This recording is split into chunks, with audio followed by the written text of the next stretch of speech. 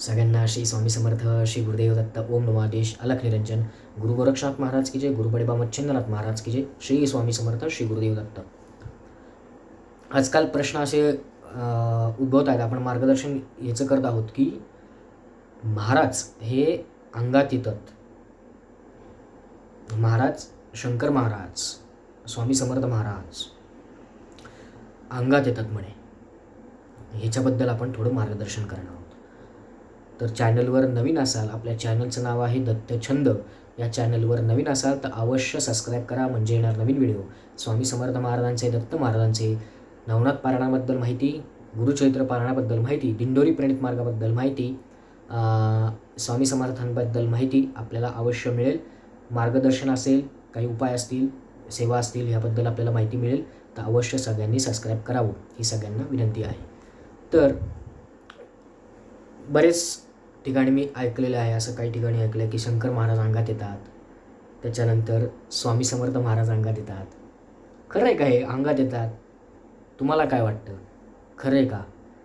उघडा डोळे, बघा नीट. डोळे उघडा. महाराजांच्या नावाखाली बरेच गैरप्रकार चाललेले आहेत. महाराजांच्या नावाखाली बरेच लोक महाराजांच्या नावाखाली दुकानं थाटतात आणि काही गैरप्रकार करतात. महाराज त्यांना कधी अजिबात माफ करणार नाहीत. मठ बांधून गैरप्रकार चाललेले आहेत. पुणे, मुंबई असू देत, या ठिकाणी अजून कुठेही असू दे. मला दोष नाही द्यायचा कोणाला, काही नाही. शेवटी ते बघून घेतील, आपण काही नाही करत, तेच बघून घेतील सगळं महाराज. पण ह्या गोष्टी करणं थांबवा. जे सेवेकरी आहेत, सच्चे सेवेकरी आहेत, त्यांच्यावर परिणाम होतो. ते डगमगणार नाहीत याची मलाही खात्री आहे. पण कुठं ना कुठं तरी मनामध्ये त्यांच्या घात होत असतो की अशा गोष्टी होतात का? तर लक्षात घ्या, महाराज अंगात येणं किंवा हे महाराज जर अंगात येत असतील तर तुम्ही महाराजांना समजूनच घेतलं नाही आहे. पहिली गोष्ट, शंकर महाराज कशा अंगात येतील?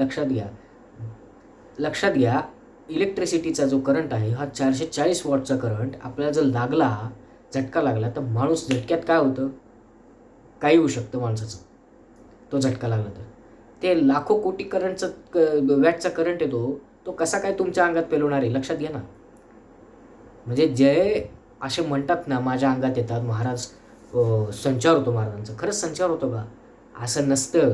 असं संचार होत राहिला तर कसं होईल? संचार केव्हा होतो?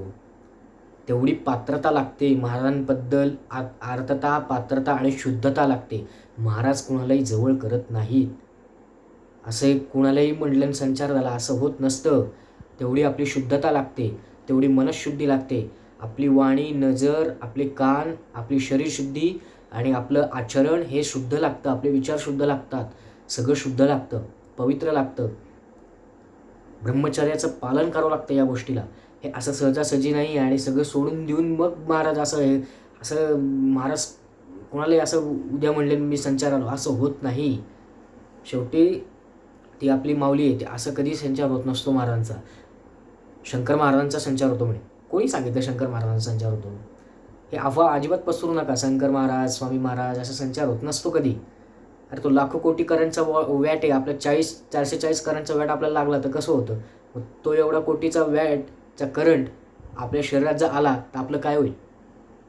440 वॅटच्या जणी एवढं त्रास होतो, तर हजारो कोटी अब्ज ब्रह्मांड येते, त्यांचं जर आपल्या अंगात आलं तर आपलं काय होईल? आपण असू का? हा विचार करण्यासारखी गोष्ट आहे. जे काही लोक बोलत आहेत त्याचा कोणीही परिणाम करून घेऊ नये, मनावर घेऊ नये या गोष्टी. बरेच लोकांमध्ये खूप हे महाराज, शंकर महाराज असू देत, स्वामी महाराज असू देत, त्यांच्याबद्दल खूप भीती आहे. दत्त महाराजांबद्दल भीती कशाला आहे? का भीतात? आता मी पुढचं सेशन जे माझं व्हिडिओ आहे तो ह्याच्यासाठीच मार्गदर्शन आहे की गुरुचरित्र. आता मी मागच्या आठवड्यामध्ये 4-5 दिवसापूर्वी एक व्हॉट्सॲप ग्रुपला, आपला दत्तचंद नावाचा व्हॉट्सॲप ग्रुप आहे, त्याची लिंक ह्याला आहे, यूट्यूब चॅनलला आहे. त्यांना जॉईन व्हायचं ते जॉईन होऊ शकतात. तर त्या ग्रुपला मी एक असं वोटिंग केलं होतं की कुणाला गुरुचरित्र वाचता येतं किंवा म्हणजे वाचले नाही वाचले, भीती वाटते.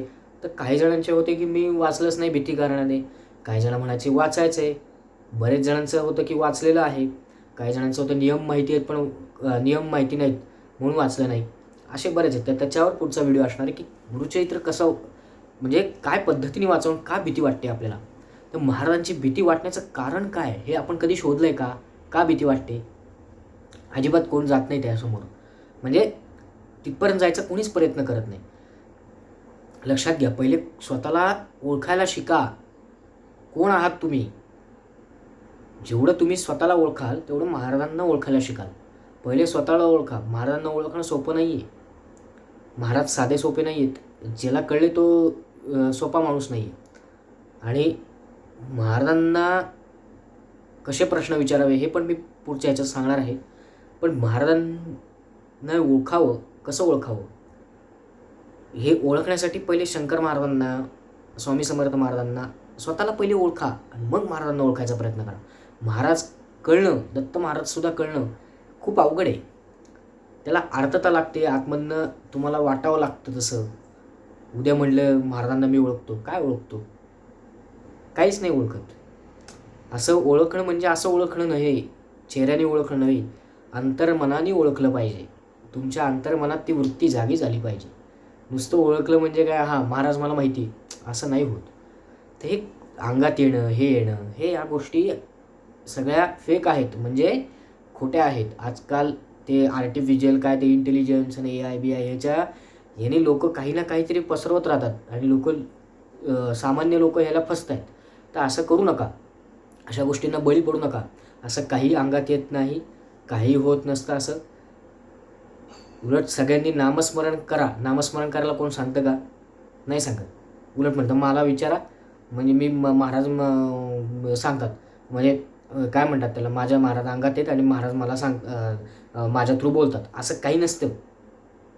अंगात बिंगात असं काही येत नाही कोणाच्या. अरे अंगात येत असते तर तू राहिला असता का? अंगात येत असतं?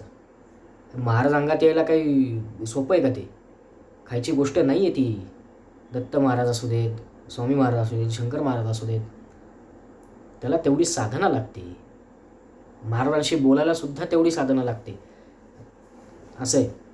तर मी या काही गोष्टी बोलू शकत नाही कारण त्याला बंधनं आहेत काही गोष्टीला. पण या गोष्टींवर लोकांनी विश्वास ठेवू नये. आपली सेवा, नामस्मरण जास्तीत जास्त करावं. नामस्मरणावर जास्तीत जास्त भर द्यावा. जेवढं तुम्ही नामस्मरण कराल तेवढंच कलियुगात तुम्हाला तुमच्यापुढे कवच बनेल. तर आज विषय हाच मांडायचा होता की या गोष्टीकडे दुर्लक्ष करा. कुठला फोटो घ्यावा, कुठला नाही. महाराजांचा कुठलाही फोटो घ्यावं, काही नसतं. महाराज इतके साधे आहेत ना. आयऱ्यागैऱ्यांनी सांगितलं हे पाहिजे ते पाहिजे, लोक याच्यातच अडकत आहे अजूनही. या ताईंनी सांगितलं हे घे, कुंचन सेवा घे, या ताईंनी सांगितलं मोर घे, त्या ताईंनी सांगितलं, आणि हे महिलांमध्येच प्रकार जास्त आहे. या ताईंनी सांगितलं काय ते हत्ती घे, उद्या काय अजून घे. काय तुम्ही सेवा करता का? नाही करत. नुसतं पडून राहतं ते घरात, काहीच करत नाही तुम्ही. मग शोसाठी घेता का? त्याचे दोष लागतात मग तुम्ही काही केलं नाही तर. असं करू नका. तुम्हाला दोष ओढून घ्यायचे नसेल तर काही आणू नका. फक्त नामस्मरण करा. काही सेवा करू नका, फक्त नामस्मरण करा, बस. बाकी काही नाही. श्री स्वामी समर्थ, श्री स्वामी समर्थ किंवा श्री गुरुदेव दत्त, श्री गुरुदेव दत्त. एक माळ रोजची झालीच पाहिजे. आपल्याला जेवताना कसं जेवायला लागतं, एक माळ रोजची झाली पाहिजे. भले 11 माळ करू नका मी म्हणतो, पण एक माळ तर शक्य. 3 मिनटं लागतात एक माळेला. 3 मिनटं, फक्त 3 मिनटं, बस. एवढंच तर पाहिजे. कसा फरक होत नाही बघा.